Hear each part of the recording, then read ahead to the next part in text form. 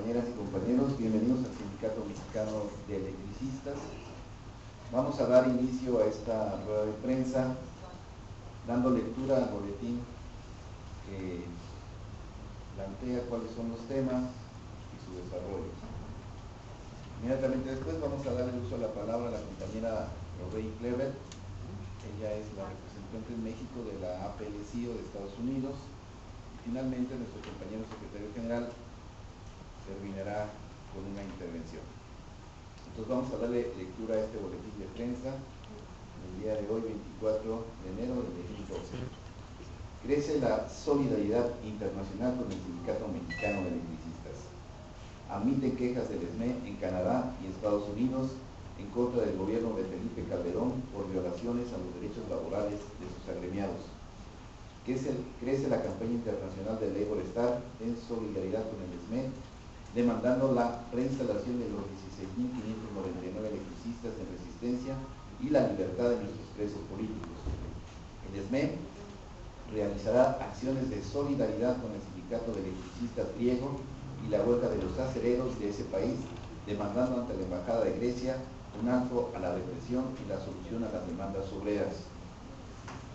La Oficina Nacional Administrativa de Canadá y la Oficina de Asuntos Comerciales y Laborales, OCLA, de los Estados Unidos, nos han notificado la admisión de nuestra queja en contra de las graves violaciones del gobierno de Felipe Calderón en contra de los acuerdos de colaboración laboral del Tratado Libre de Comercio de América del Norte.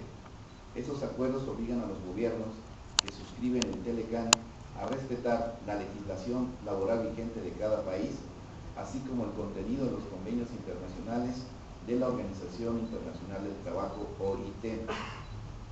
Nuestra queja cumplió con todas las formalidades del caso y acusa al gobierno de Felipe Calderón de violar los derechos laborales de los más de 44.000 trabajadores despedidos de Luz y Fuerza del Centro, así como de violar los principios fundamentales de la libertad sindical y la negociación colectiva de los convenios internacionales de la OIT. Al intervenir en los asuntos internos de la organización, negar durante más de un año la toma de nota para los dirigentes legítimamente electos y negar la sustitución patronal de Comisión Federal de Electricidad. Nuestra queja fue admitida el día 13 de enero por ambas oficinas internacionales del TELECAN, lo que de por sí representa un triunfo no solo para el ESME, sino también para el movimiento sindical internacional solidario con la digna lucha de resistencia de los electricistas del ESME, que luchan codo a codo por el restablecimiento de su derecho al trabajo, la libertad sindical y la contratación colectiva. La admisión de la queja del ESME en el contexto de la mesa de negociaciones con el gobierno federal se convierte en un factor de presión internacional a favor de la solución de las demandas del ESME, que no son otras que la reintegración al trabajo en el sector eléctrico para los 16.599 compañeras y compañeros que no aceptamos nuestra liquidación y la libertad de nuestros 12 presos políticos. La queja ya admitida para su estudio y valoración evidencia a nivel internacional la política represiva y autoritaria del gobierno federal en contra del sindicalismo democrático e independiente. La Oficina Nacional Administrativa del Canadá nos informa que ahora tiene 120 días para examinar la queja a fin de entender mejor las cuestiones suscitadas y reportar sobre las mismas. Luego de concluido el periodo de análisis de la queja, la NAO producirá un reporte. En el mismo sentido, pero con un plazo de 180 días, la Oficina de Asuntos Comerciales y Laborales de los Estados Unidos, por sus siglas en inglés OCLA, analizará nuestra queja y sacará sus propias conclusiones. La admisión de la queja es significativa por lo que representa. El hecho de que fuese admitida es un reconocimiento de que señalamos y explicamos debidamente cómo las cuestiones motivo de la queja podrían constituir un incumplimiento por parte del gobierno mexicano de sus obligaciones con los acuerdos de colaboración laboral del TELECAN, así como una situación en la que el gobierno mexicano había dejado de ejecutar o hacer cumplir sus propias leyes laborales vigentes. Lo que debe resaltar es que existen suficientes sustento jurídico y táctico en nuestra queja para proceder a un análisis de fondo. Por otro lado, informamos que hasta el momento han sido enviadas de todas partes del mundo 6.238 cartas al gobierno mexicano exigiendo la solución al conflicto derivado de la ilegal extinción de Luz y Fuerza del Centro. Esta campaña de solidaridad internacional fue lanzada por Labor Staff, una red de sindicalistas mundial que brinda apoyo a las luchas obreras y que ha tomado como suya la digna lucha de resistencia del SNEN. La carta dirigida al presidente de la República y al actual secretario de Gobernación demanda un alto a la criminalización de nuestro movimiento, la reinstalación de los 16.599 compañeros en resistencia y la libertad de nuestros 12 compañeros presos políticos. La campaña se mantendrá permanente durante el tiempo que dure la negociación con el gobierno federal. Esta campaña está respaldada por federaciones internacionales de trabajadores como la Federación Sindical Mundial, la Federación de Trabajadores de la Minería del Acero, la FICIM, el Encuentro Sindical Nuestra América y la AFL-CIO de los Estados Unidos, entre otras. En otro renglón, queremos informar a la opinión pública que como parte de nuestra política de solidaridad internacional con otras luchas obreras, realizaremos este próximo jueves 26 de enero un mitin en la Embajada de Grecia en demanda de un alto a la represión y criminalización de los 14 dirigentes electricistas griegos que están siendo procesados por negarse a cortar el servicio eléctrico a los usuarios que no pueden pagar la luz.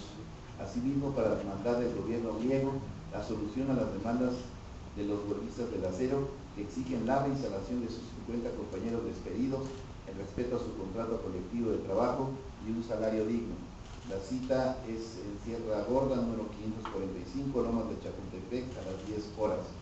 Por último, por este conducto, agradecemos el apoyo incondicional de las más de 100 organizaciones sociales y sindicales de Estados Unidos, Canadá y México que respaldaron nuestra queja, especialmente a la Alianza Trinacional Sindical Canadá, Estados Unidos y México. ¡Viva la solidaridad internacional de los trabajadores! ¡Viva la lucha de resistencia del SNEN! ¡Viva la unidad de los trabajadores del mundo! Fraternalmente por el derecho y la justicia del trabajador. Martínez Parza Flores, secretario general. José Humberto Montillo Caluna, secretario del Exterior. Esos son los tres temas que queremos informar.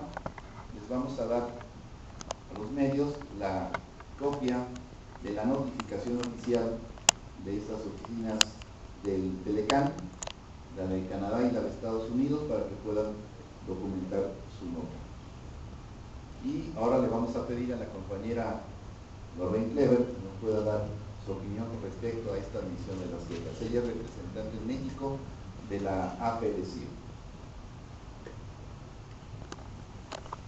Gracias, buenos días compañeros y compañeras de la prensa. En mi papel como representante de AFL-CIO aquí en México, me gustaría decir que para nosotros la admisión de la queja ante el Telecán es muy importante por varias razones. La primera que hace falta resaltar es que es la primera queja desde 2006 que ha sido aceptada por revisión. Y ha sido aceptado por revisión no solamente por las oficinas de la administración en Estados Unidos, sino también en Canadá. Y sumando firmas de más de 77 organizaciones sindicales y más de 20 organizaciones de la sociedad civil, tanto en México como en Estados Unidos y Canadá. Realmente es la primera queja verdaderamente trinacional que hemos entregado en cooperación completa, ¿no?, el movimiento sindical de Canadá, Estados Unidos y México. Y también por tener el apoyo de la Confederación Sindical Internacional desde su sede en Bruselas y de la Federación Internacional de Trabajadores de la Industria Minera, metalúrgica e industrias similares. También cuenta con el respaldo de organizaciones importantes con sede en Ginebra. Entonces, realmente es una queja internacionalmente apoyada. Lo que pone en la mesa la voluntad política y la disponibilidad de tres administraciones políticas, ¿no?, para realmente respetar los derechos fundamentales y reconocidos de manera universal de las y los trabajadores, o sea, el derecho a la libertad de asociación, el derecho a la negociación colectiva y el derecho a un trabajo decente. Muchas veces recibimos la inquietud, ¿verdad?, de que por qué un sindicato de Estados Unidos está apoyando un sindicato en México. Bueno, para nosotros no se puede dividir nuestras luchas. Estamos hablando de obligaciones y de derechos universalmente reconocidos por la Oficina Internacional del Trabajo, los cuales están muy bien sentados en el Tratado de Libre Comercio que el gobierno de México, el gobierno de Estados Unidos y el gobierno de Canadá han firmado. Y con eso estamos diciendo a la administración de Obama, a la administración de Harper en Canadá y a la administración de Calderón aquí en México, hay nada más que respetar sus obligaciones. Las obligaciones son bien claras y no se puede emitir decretos anticonstitucionales y en contra de los tratados plasmados en la OIT y despedir a más de 44,000 trabajadores. Estamos también muy preocupados porque en Estados Unidos y en Canadá cada día estamos viviendo una lucha más fuerte, ataques más fuertes en contra de los derechos de los trabajadores en el sector público para la negociación colectiva y libertad de asociación. Y por eso la lucha del SME es muy importante para nosotros también, porque no solamente en el sector público, sino en el sector privado estamos viviendo las secuelas, ¿no?, de esos ataques en contra de los trabajadores en el sector público. Entonces, habiendo dicho eso, si me permiten, tengo un mensaje de solidaridad enviada desde nuestra sede en Estados Unidos, en Washington, D.C. La directora del Departamento Internacional de la AFL-CIO, Kathy Feingold, ha enviado un mensaje de 2-3 minutos que quisiera tocar.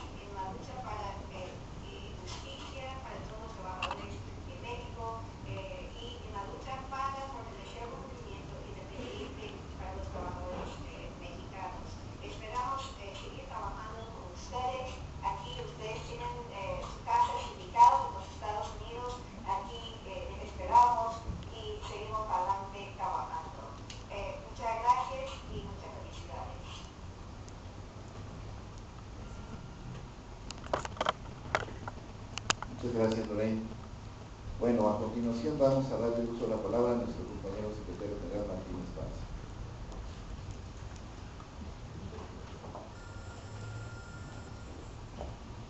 Buenos días, darles la bienvenida a todos los medios aquí presentes. Como pueden observar, en el boletín explicamos los 3 puntos que nos parecen fundamentales en el inicio de este año. El conflicto derivado del ilegal decreto de extinción de luz y fuerza del centro es un asunto que no ha concluido. No ha concluido en la parte legal, en los tribunales nacionales, no ha concluido la discusión en el Congreso de la Unión. Hay un conflicto social derivado del despido injustificado de 44,000 trabajadores, y los argumentos de Felipe Calderón pues hoy han quedado desnudos, porque los 3 elementos que él virtió como parte de su estrategia pues no se han cumplido. Primero, no bajaron las tarifas de luz, que fue uno de las promesas. Hoy hay un escándalo en todo el país. Segundo, no mejoró el suministro de energía eléctrica, y lo vemos que tampoco se ahorró dinero en el país con esta decisión.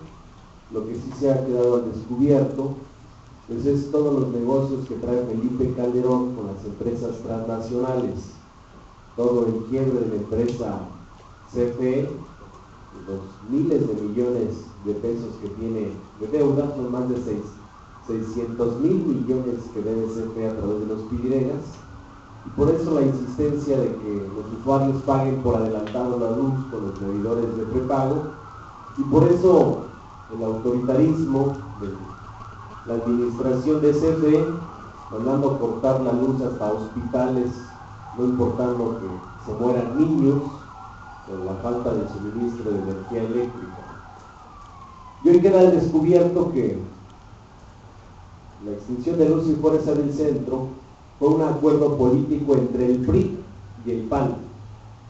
Hace unos días, el que quiere ser candidato por parte del PRI, Peña Nieto, dijo que su partido estuvo de acuerdo con la extinción de luz y fuerza, y por tanto estuvo de acuerdo con el despido de 44,000 trabajadores y dejar en la indefensión jurídica 22,000 jubilados.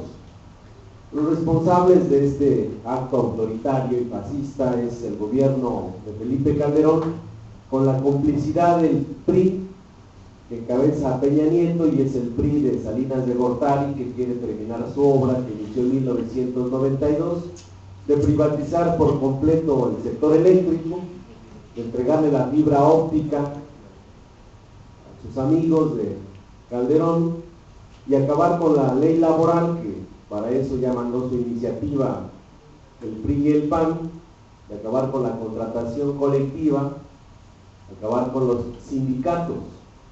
Lo escuchamos hace unos días a Peña Nieto con empresarios que dice que él está de acuerdo en la reforma laboral.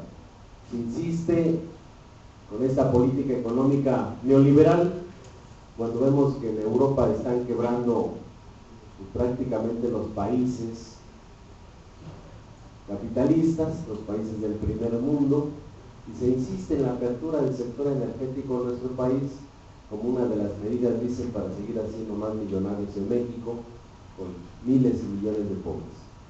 Por eso, esta medida que se toma en los tribunales internacionales o en estas oficinas administrativas es el inicio de una estrategia del SME para visibilizar que en México, a pesar de las reformas constitucionales que se han realizado para subir a rango constitucional los derechos humanos, los tratados internacionales, hay una complicidad del gobierno con la oligarquía, subordinado el poder judicial para no cumplir con el mandato que establece la propia Constitución, las leyes y el respeto a los derechos de los trabajadores.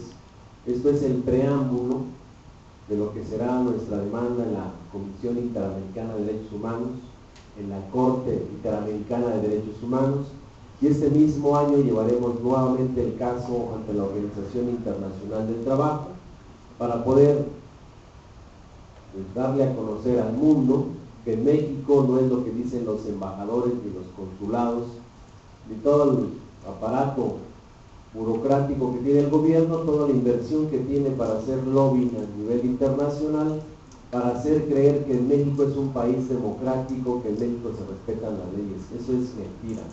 Y en el marco de la coyuntura político-electoral, pues quieren hacer elecciones democráticas, pero la democracia no es ir a acudir a depositar el voto, la democracia es el respeto a la Constitución, el respeto a las leyes y el respeto a los ciudadanos, que merecemos todos ese respeto a nuestro trabajo. Por eso el viernes próximo vamos a hacer una movilización también a las 4 de la tarde, del Ángel de la Independencia al Zócalo, con más sindicatos que también están luchando porque se respete la autonomía de sus organizaciones y porque se resuelvan los conflictos de cada agrupación. La exigencia es que se nos reinstale a todos los trabajadores que no hemos aceptado renunciar a nuestro derecho al trabajo, que respete la autonomía del sindicato. No tiene el gobierno elementos para decir que no. El problema no es económico, no es ya jurídico, el problema es político, lo han reconocido en la mesa de negociaciones. Por su atención, muchas gracias, estamos abiertos para las preguntas que ustedes quieran hacer. Sí, adelante. Esta movilización del próximo viernes, ¿a qué hora sería? Y por otro lado, ¿cuándo van a reunirse todos en gobernación y qué avances o qué llega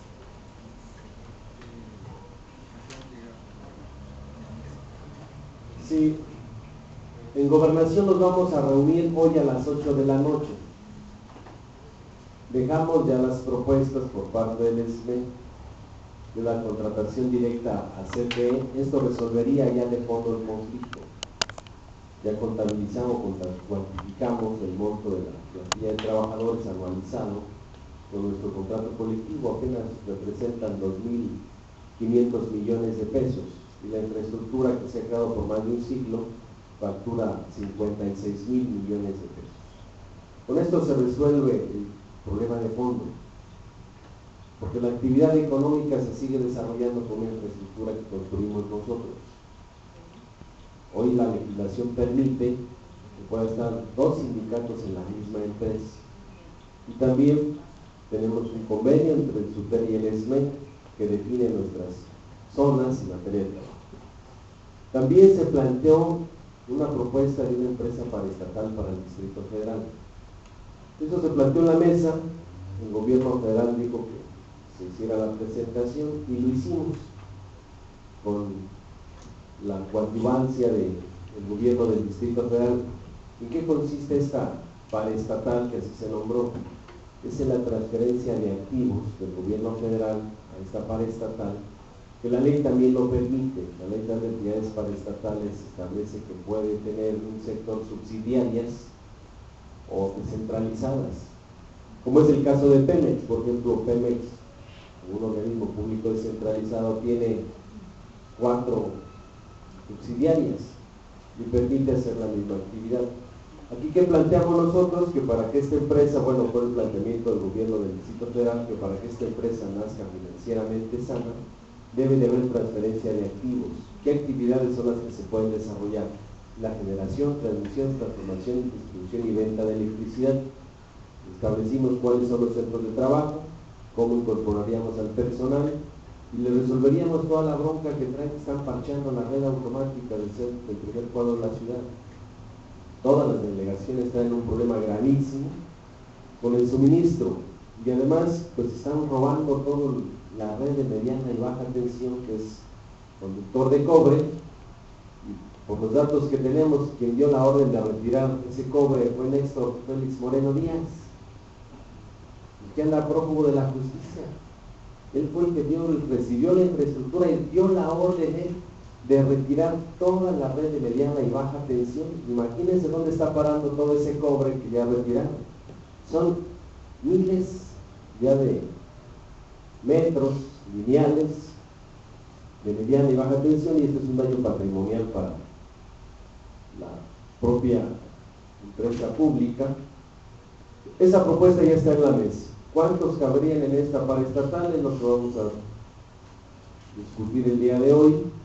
Ellos por su parte han insistido en la creación de una empresa de sociedad anónima, pero no han puesto en la mesa pues la propuesta, nada más lo dijeron, pero no tienen desarrollado nada, cuál es el marco jurídico, cuando sabemos que el sector eléctrico pues está en el ámbito del derecho público, no del derecho privado. También plantearon sobre las empresas MIPYMES, pero no han puesto nada. Y hoy con los datos que salen, no sé si vieron el desplegado que sacaron los que se liquidaron. Dice, aceptamos el retiro, programa de liquidaciones que nos ofreció Calderón, y nuestras empresitas que creamos ya quebraron todas.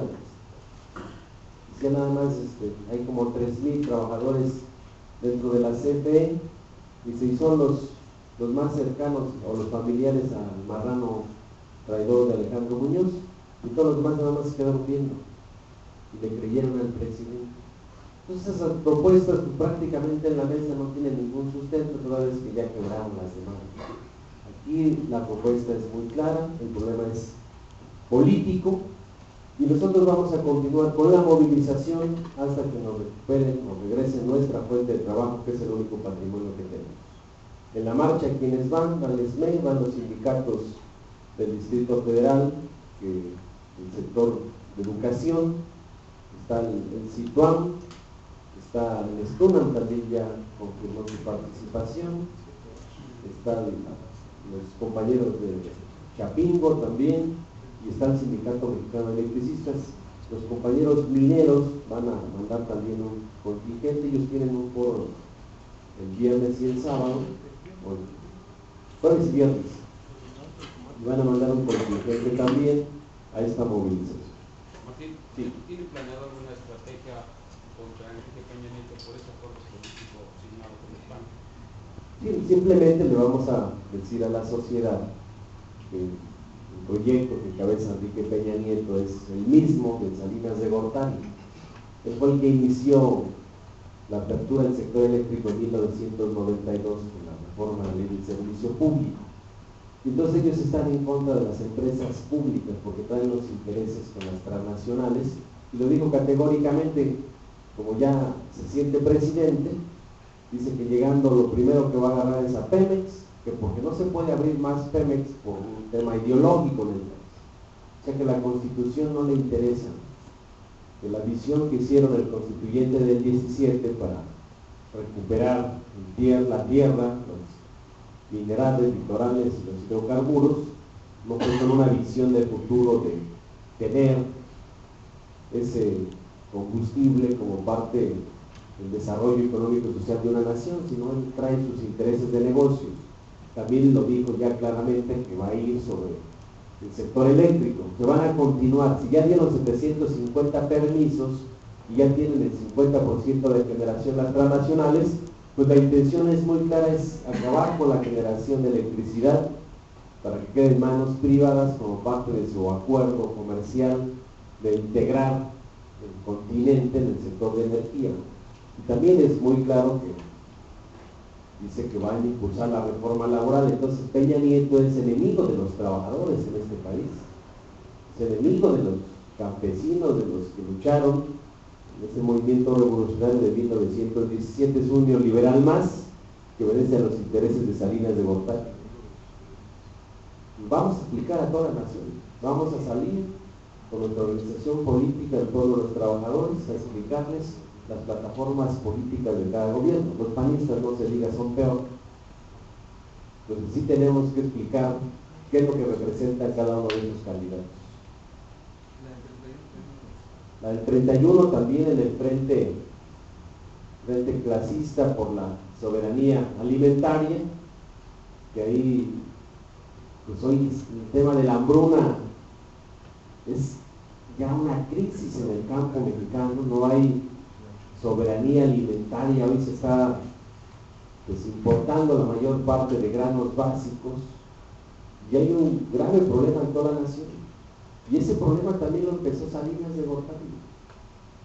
Él modificó el artículo 27 en materia de ejido, él fue el que inició con la exportación de campesinos a las grandes ciudades y al extranjero.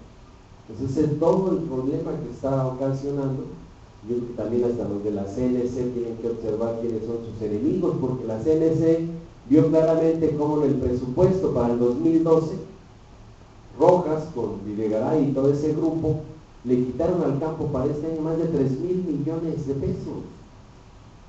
Ya tenemos el dato que algunos campesinos, por ejemplo de Hidalgo, en la zona de Tepeapulco, de la CNC, corrieron al que quiere ser senador, a David Penchina. Le dijeron: tú eres el responsable de que nos hayan quitado para el 2012 recursos para el campo. Pero sí aprobaron subirle el diésel a los campesinos durante los próximos 3 años. Entonces, ¿cómo van a salir adelante los campesinos cuando le suben el combustible, cuando las semillas están carísimas, cuando los fertilizantes igual, y cuando traemos un problema grave de sequía y la falta de tecnificación en el propio campo mexicano? Vamos a participar con toda nuestra organización, con los 16,599 trabajadores que no nos hemos liquidado, con un grupo importante de jubilados y nuestras propias familias. Ahí nos verán al Sindicato Mexicano de Electricistas. Esto que dices de la como campaña de información para en contra de Peña Nieto, ¿cómo se hará específicamente, Martín? O sea, volanteo, o por ejemplo, como le hicieron con Felipe Bravo Mena en la campaña del Estado de México, ¿cómo más o menos va a hacer? ¿Cómo darle a conocer a la gente que Enrique Peña Nieto es enemigo de los trabajadores? Vamos a difundir por nuestros propios medios, con volantes, con pintas de barras, con desplegados, con foros, con actos públicos, que permita explicarle a la sociedad cuál es la plataforma que impulsa a Enrique Peña Nieto, que prácticamente es el candidato de esta oligarquía que hoy gobierna y que es el que quieren meter al relevo, y las transnacionales ya están muy pendientes de él. Por eso lo sostuvieron desde Televisa con una campaña de muchísimos millones de pesos. Pero vemos que antes de ser presidente ya sabemos cuál es su propuesta: es acabar con los derechos de los trabajadores, con su reforma laboral, que es más agresiva que la misma reforma del PAN. Y dicen que en este periodo ordinario de sesiones que inicia en febrero la van a sacar. Ellos sabemos que tienen mayoría los del PRI en la Cámara de Diputados, pero bueno, tendrán que también asumir el costo político, porque eso sí les va a pegar. Es increíble que hace unos días se reúne Romero de Champs con él y él dice que va a abrir a la iniciativa privada el tema del petróleo, cuando están acabando también con los puestos de sindicalizados en Pemex. Recordarán que cuando Salinas de Gortari llegó y acabó con la quina, lo primero que hicieron es desmantelar la petroquímica, crear las subsidiarias, despedir a miles de trabajadores con los retiros voluntarios, sindicalizados, y meter empleados de confianza.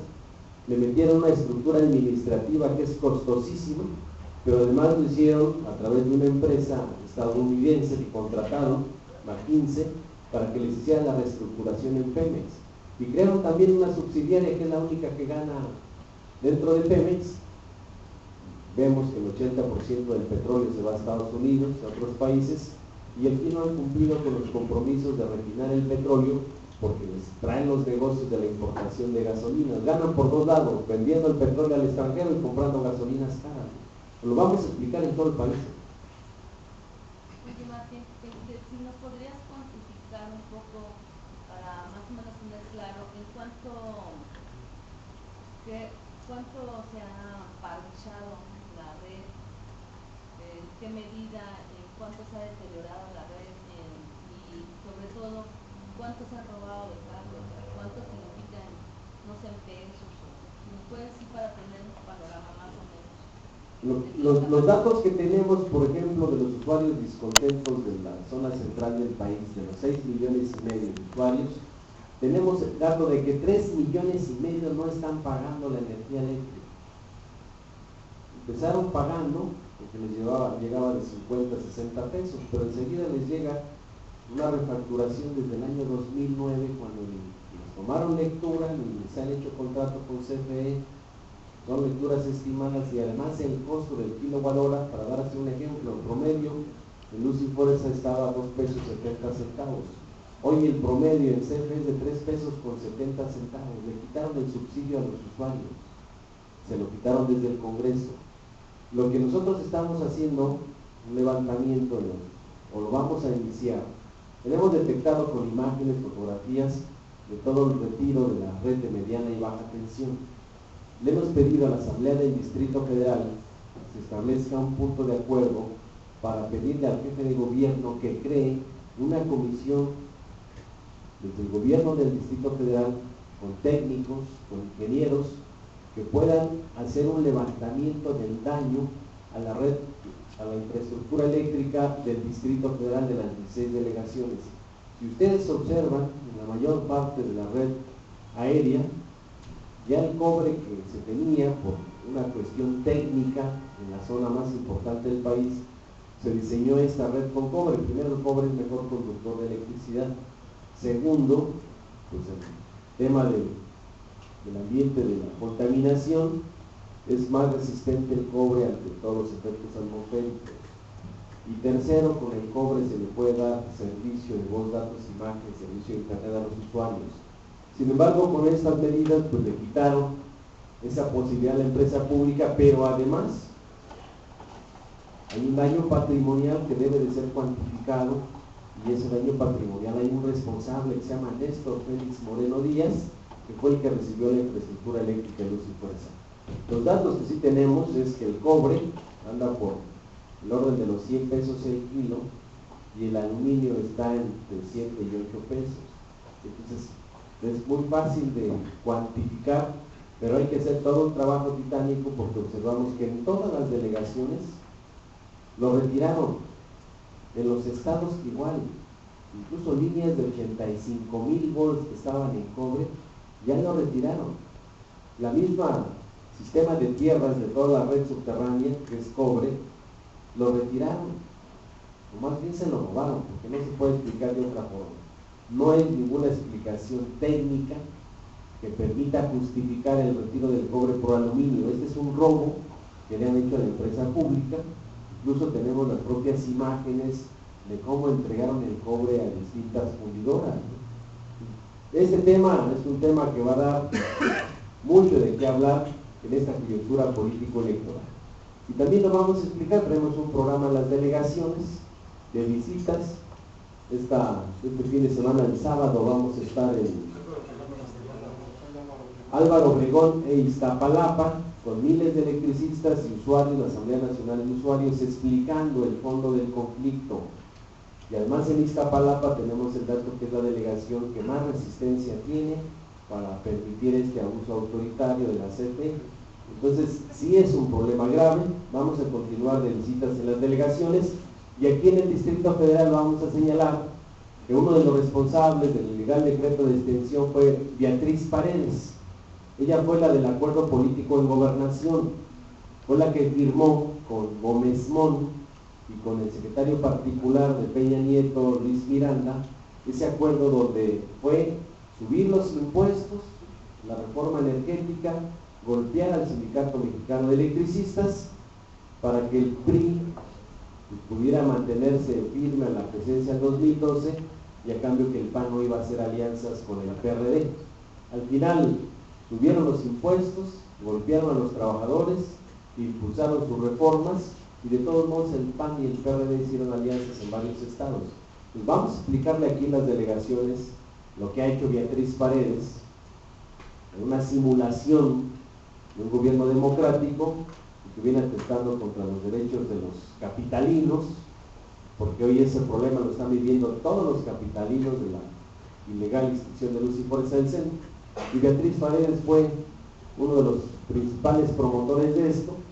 Ella les dio indicaciones a sus gobernadores para que lo hicieran con los diputados de no firmar la controversia constitucional. Recordarán cuando se planteó la controversia, uno de los que impulsaron esa controversia, o la comisión que creó la Cámara de Diputados, fue con Navarrete Prida.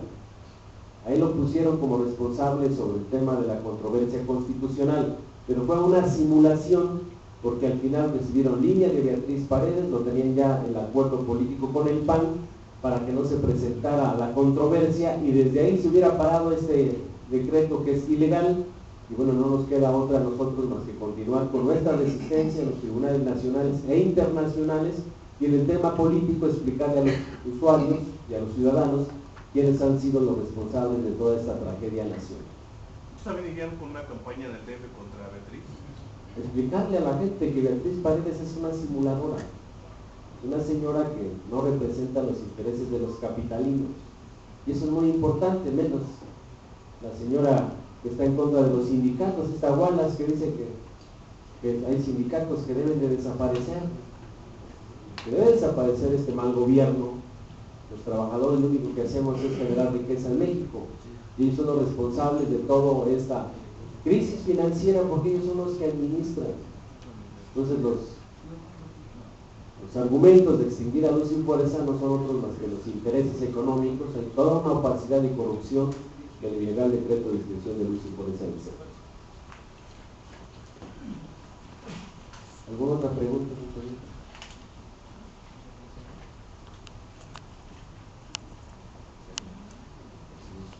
Muchas gracias, compañeros. Gracias.